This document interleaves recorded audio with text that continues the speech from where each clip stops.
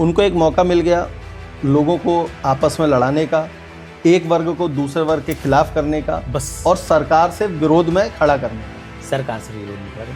अब सरकार का ये दुर्भाग्य है कि उनको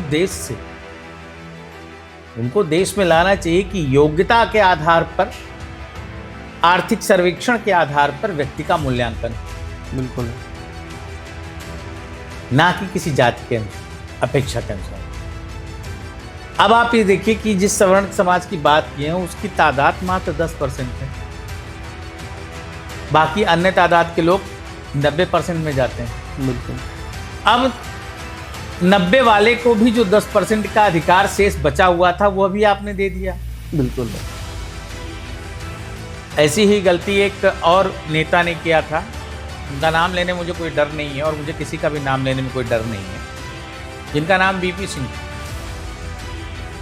उन्होंने देश के विकास के, देश के सौहार्द के, देश के सामाजिक एकता अखंडता के, देश के आपसी प्रेम सौहार्द में ऐसा वायरस छोड़ के गए कि जिस तरीके से हमारे यहाँ गया जी लोग जाते हैं तो प्रेत शिला है, बिहार में गया जी है, पितरों का तर्पण करने के लिए वहाँ जाते हैं, तो प्रेत शिला पर जाकर के वहाँ पे पत्थर मारा जाता है, उस शिला पर, ठीक है ना। उसी चीज़ की कॉपी है माइनॉरिटीज़ के सबसे बड़े रिलीजियस प्लेस मक्का में। वहाँ भी शैतान के बुत पे लोग जो है, जो चीज़ आता है उठा के फेंक करके उसको मारते हैं। ठीक उसी प्रकार से बीपी सिंह के भी नाम पर लोग जो है, जितना भी बुद्धिजीवी वर्ग है वो आज भी पत्थर और जो भी चीज़ें उठा करके पीट पाता है वो पीटता है, क्योंकि उन्होंने आने वाली जो जनरेशन है उसके लिए क्या दिखेगा।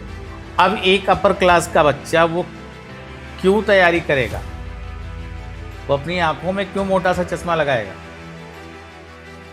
और 30% क्वालिफाई वाले एजुकेशन वाला बंदा वो आपका कौन सा ट्रीटमेंट कर देगा, आपकी कौन सी डेवलपमेंट की पॉलिसी दे देगा। प्रधानमंत्री जी को ये सोचना चाहिए कि उनको, उनकी व्यक्तिगत, पूर्व प्रधानमंत्री जी नहीं, पूर्व प्रधानमंत्री जी की बात अलग है, और जो वर्तमान प्रधानमंत्री जी जो है जी, उनके जो व्यक्तिगत सलाहकार लोग हैं उसमें कितने जो है सवर्ण समाज के लोग, अगर सवर्ण इतने ही निंदनीय हैं तो उनको अपने सन्निकट से सभी सवर्णों का त्याग कर देना चाहिए।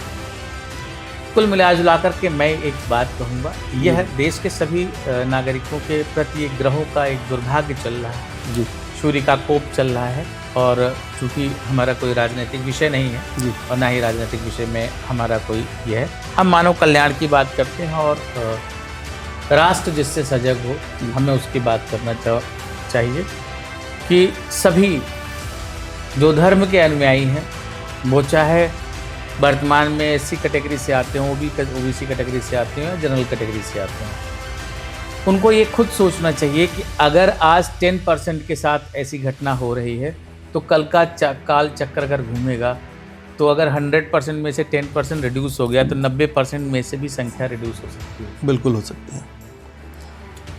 तो उनको चेतना चाहिए कि हम 90 ही बचे, अभी तक 100 थे, अब हम 90 बचे। 10 को अलग कर दिया गया। 10 को अलग कर दिया गया। आपके परिवार के हिस्से में से 10 दशांश गायब कर दिया गया। अब जब तक जा पर कृपा राम के हो, तो जब तक राम की कृपा आपको नहीं मिलेगी, नारायण की कृपा नहीं मिलेगी, भगवान सूर्य की कृपा नहीं मिलेगी, तब तक आपका कल्याण नहीं संभव है। और आने वाले हर भारतीय को तैयार होना चाहिए कि हमें सबसे आपसी संबंधों का एक सौहार्द बना करके हमें चलना चाहिए। हमें ये सारे द्वेष भूल जाने चाहिए वर्तमान समय के लिए।